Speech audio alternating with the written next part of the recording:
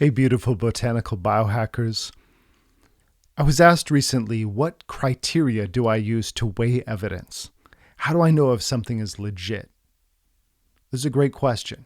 I actually use a 5-star rating system for tradition, and I use a 5-star rating system for science. And if it gets 8 out of 10 stars or higher, then I go ahead.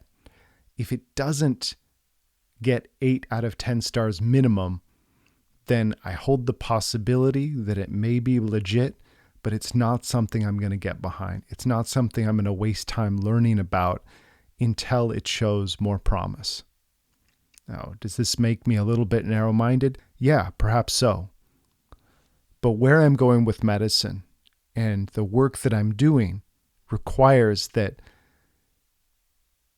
I'm very firmly on a foundation of both tradition and science. And this is because people's lives hang in the balance, right? People are approaching me and colleagues with absolutely terrifying diseases. And without that firm foundation in tradition and the elucidation that modern science provides, we're really going in blind. So for tradition, 1 star is awarded based on it being used for 50 consecutive years. So let's say that there's a guy in Germany in the 1200s, and he decides that he really wants to lick poisonous toads and eat lead, but he dies in 5 years. And then somebody else in the 1930s picks up a book, maybe one of his alchemical texts, and says, you know what, this sounds like a good idea, and he gives it a crack. And that doesn't mean that it was used for 1,000 years consecutively. It means one idiot did something stupid and then another idiot did the same thing, and it was a health fad for 10 or 15 years and fell out of fashion.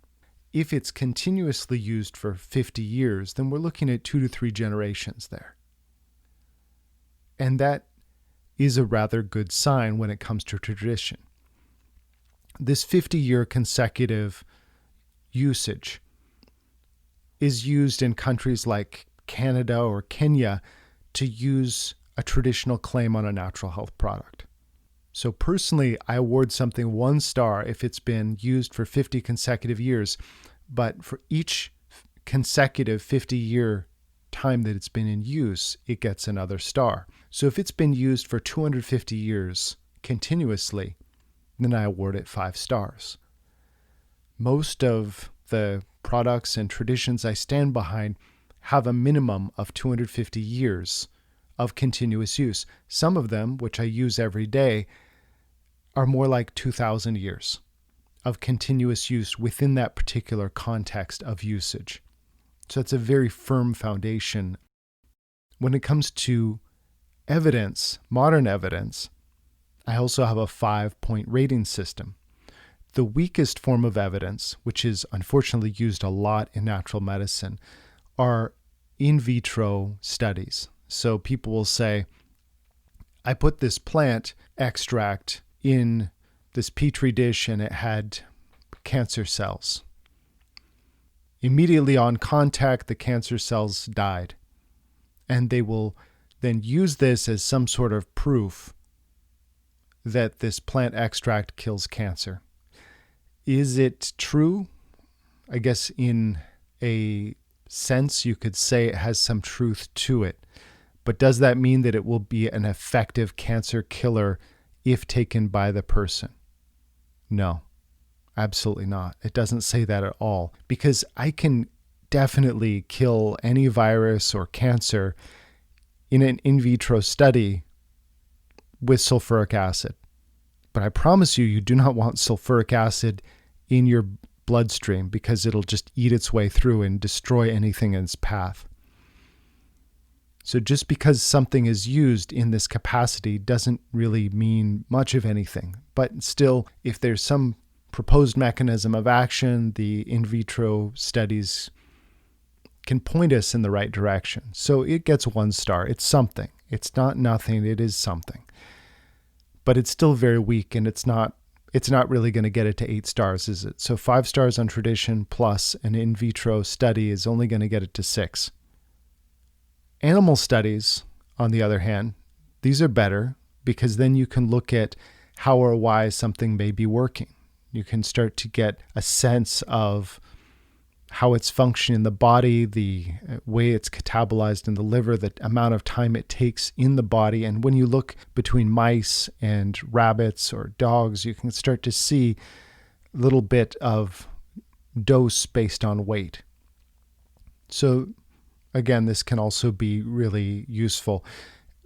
Mice studies are also very useful for studying the microbiome because you can get germ-free mice. So it's really interesting. It's really wonderful to kind of unlock how and why different plant-based medicines are working in the body, but it's still not enough. The next level of evidence, which would be 3 stars, that's when you have a preliminary trial. So it might be 20 people or 15 people, and they're just trying to look and see, is this even worth investigating? For 4 stars, I want to see a randomized controlled trial.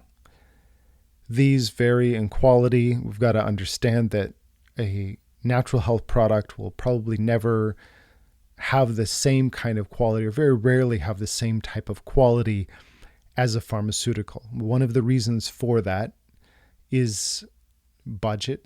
You're just not going to put so much money into something that is already in the public domain. It's not something you can patent. The other aspect is that when you have years and years and centuries or even millennia of traditional use, you're not really investigating whether something is safe to use. You know it's safe. You're more curious about its mechanism of action, potential drug to herb interactions. It's not that you're looking to see if this is going to have a side effect of causing blindness. If it did, they would have written about it in the last 250 years or 1,000 years or however long it's been in use. For 5 stars, that's where I'm looking at a systematic review.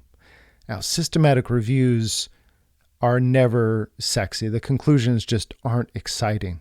They are absolutely dull. So you get one of 2 types of conclusions. Either there was insufficient evidence, which is basically them jumping up and down saying, this is absolute bullshit, found no evidence that it's working. But they can't word it like that. They'll say there's insufficient evidence to make a decision. Okay. The other one is it looks promising, but there's more research that's needed. And that's them jumping up and down going, Eureka, this is amazing.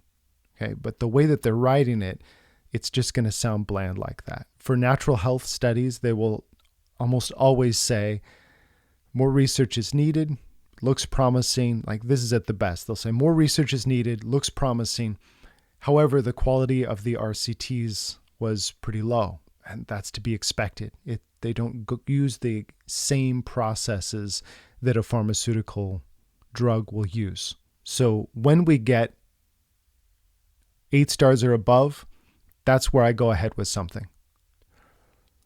Another key factor that I personally use that's one of my filters is whether something is used in its country of origin. So if you go to the jungle in the Congo and somebody says, there's some old wise man there, he's got a long beard, and he says, take this root, it will cure your illness. First question you've got to ask, you've got to take an anthropological point of view with this and not just believe some dude with a beard. You've got to ask around. Do people use this commonly? If everyone's like, nobody uses that dude's crazy, believe all of them. So these stories of some magical herb coming out of the rainforest, it's definitely better to check with the locals and see if they use it. If they say, we used to use that until the 1940s, but we found antibiotics work a lot better and don't have as many side effects, again, listen to them. So there's a lot of magic and mystery that comes with natural health, but it is important to just ask the locals, use a little bit of critical thinking with this. When I was studying Chinese medicine and studying with various teachers who are very prominent in China, one of my bullshit filters was, does anybody locally respect this person or use it in this way?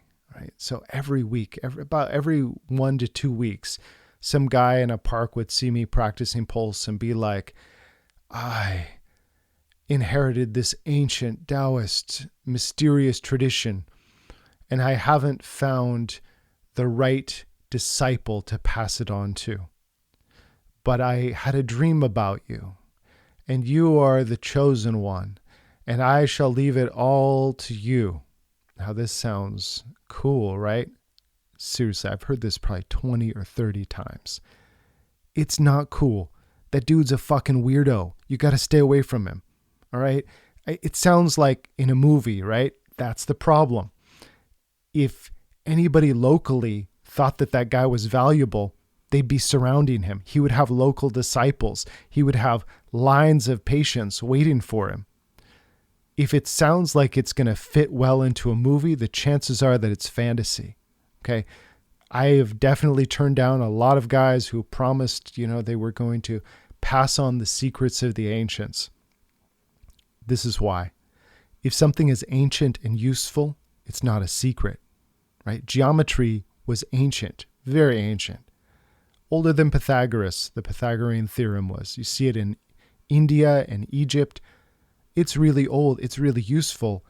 And you can just walk around any block and most people will know it or have access to it, right? It's in middle school math books, right? Mathematics, useful, ancient, not a secret. Things that are invented yesterday, that's called intellectual property, that's a secret. So when we're looking even from the standpoint of traditional claims, we can use a very critical thinking approach to see, is it even respected in its native culture? If it's not, there is a good chance that some weirdo loser from the bushes just came out and said that you're the chosen one. And unfortunately, this is a lot of what we tend to see in the West. It's something that if you go back to its place of origin, people are like, what are you, a psycho? Don't do that. Everybody knows that guy's a weirdo, but it can seem very exotic. So we want to, of course, keep an open mind, but not so open that it gets filled with bullshit, right? So firm ground in tradition, 5 stars. Firm ground on science, we have 5 stars. Now, if something is 10 out of 10, does it mean absolutely that it's going to be great for you? No, of course not. If it has 0 stars, does that mean it's absolutely bunk? It doesn't mean that either. This is just a useful filter for investigation. Thank you so much for listening to the Botanical Biohacking Podcast. I'm your host, Dr. Andrew Miles.